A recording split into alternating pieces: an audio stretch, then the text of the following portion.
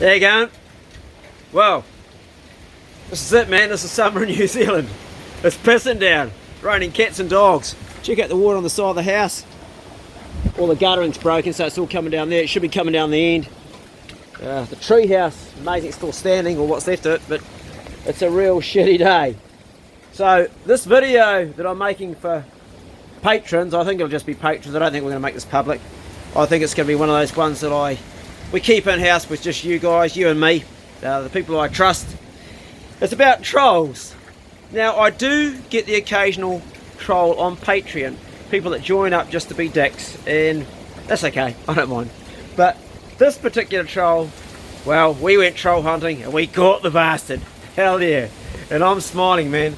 I'm smiling because, you know, trolls, they're right down at the very, very bottom of the barrel.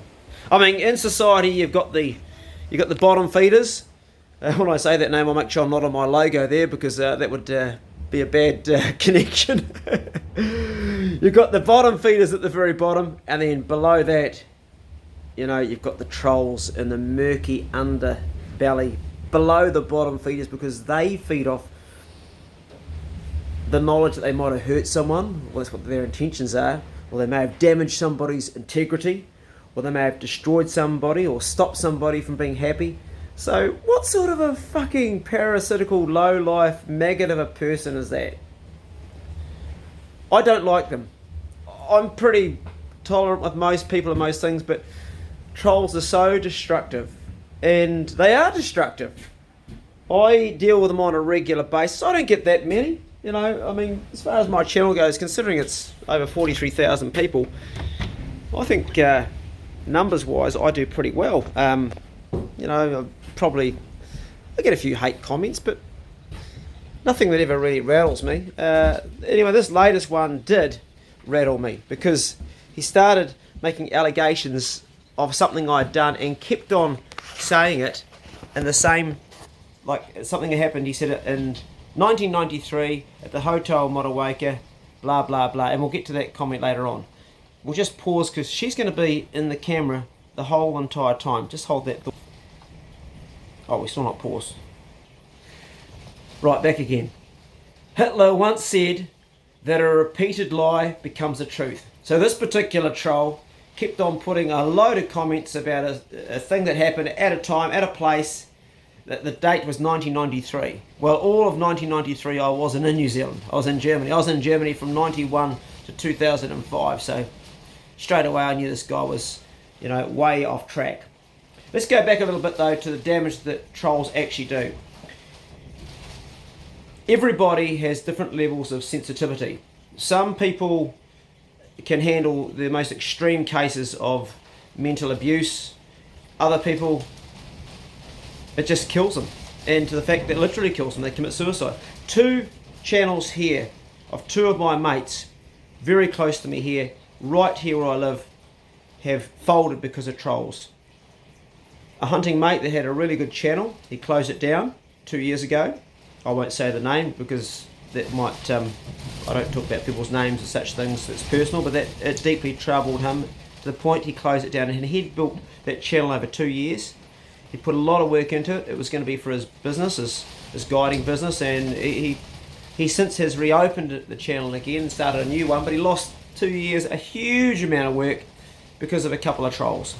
And they were jealous. They're jealous because he's a guy that's going ahead with his life, doing stuff, empowering people, trying to put something out there, and they were just fucking jealous. The other one that just happened in the last week, good mate who's just folded his fishing channel. And I am gutted because I love this channel, and he's also one of my close mates. So he just said, listen man, I haven't got time for that negativity. And I understand that. I get that, you know, when I've got people around me that are negative, I just wipe my hands. I've got no time for it. Life's too short for that shit. So, you know, I can understand that. But at the same time, when you build something like a channel, it's a lot of work. So you want to think carefully about before deleting it. I'm sure he did, and I respect his decision. For me, I'll never ever delete this channel because of trolls. I'll stop making the channel because I'm tired of it and I'm bored with doing what I'm doing and I'm not passionate about it. If I'm not passionate about something, if I'm not enjoying it, whatever it is in life, I'll just stop doing it because life is too short to fuck around with stuff. You know, and currently I love doing what I'm doing. I would like to do more, but physically I'm restricted because I'm still in rehabilitation. I don't have anywhere near the strength I used to have. I'm working on that on a day-to-day basis. Already started doing weights now and working on cardio. That's another story. Anyway, getting off track a bit, and probably because I've had, this is my third coffee in the morning, a little bit elevated with my thinking, but I want to get down to the guts of this guy here. We nailed his ass. So what happened? Well, it started off as all trolls do, or generally do. Started off with a comment that I ignored, and it was a comment I didn't even read.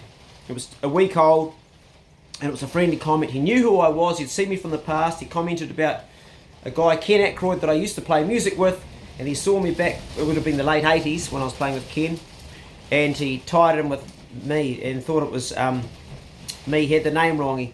He then came back with another comment when I didn't answer his comment, which was a made up nasty one. Well, a couple of comments he came, there was quite a few. I deleted a lot, but I saved most of them.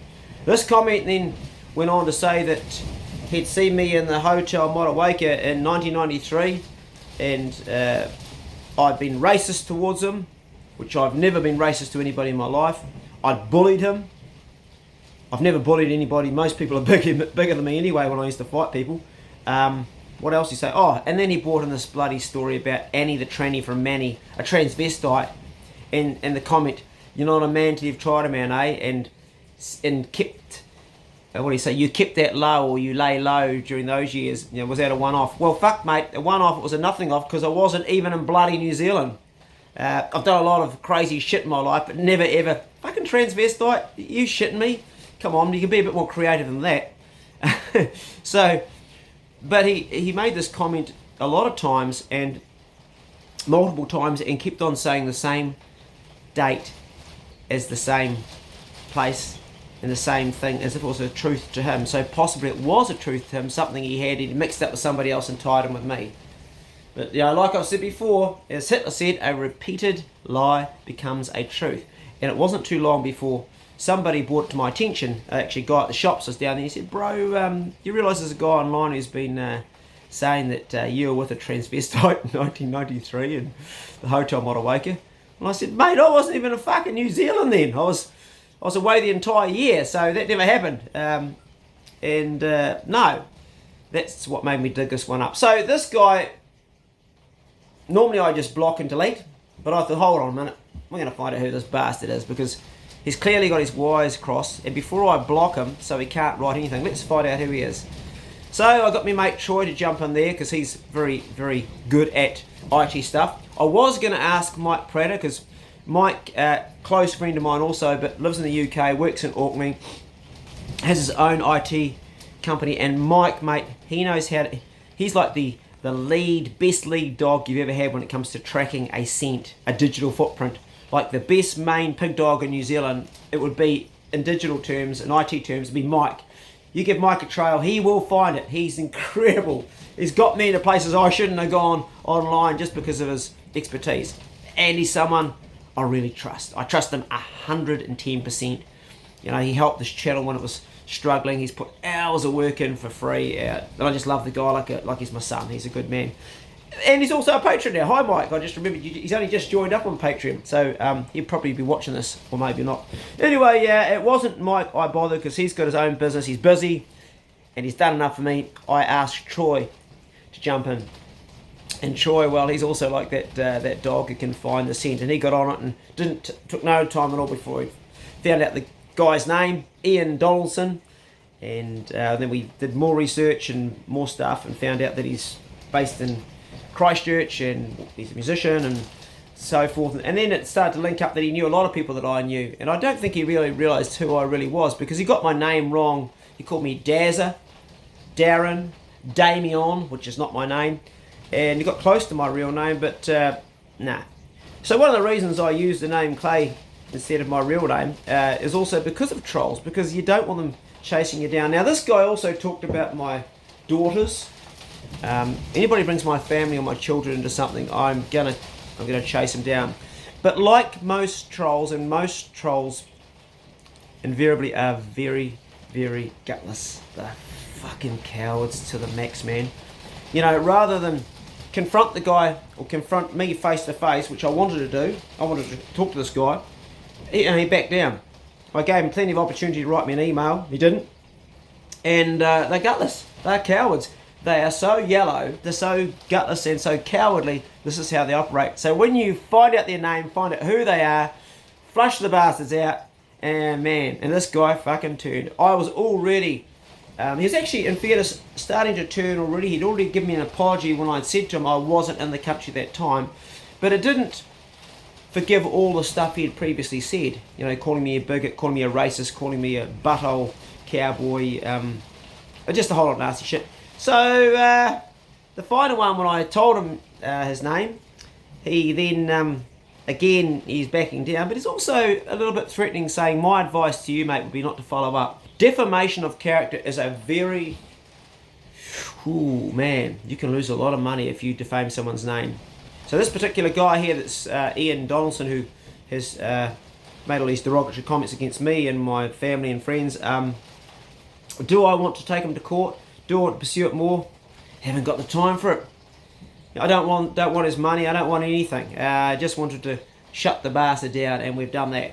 So the reason I've made this video is because a lot of my patrons have YouTube channels and do get trolled as well. So you guys need to understand one thing, and that's this. As soon as you start off a YouTube channel, at the very beginning, everything's going to be dandy. You start off with 200 or 300 subscribers, everyone's going to want to, you know, pat you on the back, stroke your ego, tell you your shit doesn't stink, tell you you're fantastic. Nothing's going to go wrong. It's going to be fantastic. Then the green monsters start to set in as you get bigger and bigger. Jealousy comes in from all around. People, then numbers build. Like once you've got 1,000, then you've got, you know, 1%. There's only one person. You're going to get that, and then you get to 2,000. And the more people you get, the more negativity you're going to get, as well as the positivity. If you do not want to have that in your life, don't make a YouTube channel. In fact, don't even be in the public sector, because it's going to come with the territory. You have got to handle it. And this particular troll that I had, even though he took up my time, because it took hours to do the research and put everything together, and go back through the emails and go back through the comments and delete them, because I had to do a lot of damage control. You know, I went to sleep each night, and I said to my mate Troy, you know, I actually slept well. I'd pass the sleep test every time, and if I didn't, then I'd close down what I'm doing. I'd stop it. But I do sleep well, because my conscience is clean. I know in myself I'm okay, and that's the only person that really has to know. What other people say and think and how they judge you is their business. It's not your business, and I'm the same with that. But I also have to do damage control, because my channel is a platform that not only has me on it, has my friends, has my family, has my daughters, has my girlfriend, has my son, has my parents sometimes, it has people I love. So it's an integrity thing, and you know, your integrity is all you got. You've got nothing else. Doesn't matter how much bloody money in the bank you've got. Without your integrity, you are fucking nothing. Think of that billionaire that just died in prison a while ago. I'm not even going to say his name, pedophile bastard, but you know, he died, and he died without his integrity. All that money, what was it good for? Nothing. So I do think integrity is something we need to look after. Okay, so if you've got a channel, then listen to these words, patrons that do have channels, and that's Errol T. You've got a very good hunting channel. Stu Drever, I love your channel, The Greenway Life. Actually, there's too many to list, because they go on and on, but a lot of you do. Here's the thing. You're going to get trolled. You're going to get hated on. It's part of, dare I say, it's part of social media. It's part of the way social media is. There's a lot of transparency, but it also brings out all the gutless, low-life, bottom-feeding trolls. They're going to come out. They're going to say bad shit about you. They're going to make up stuff. And they're going to do what this guy does and repeat something again and again, so it almost seems like a truth.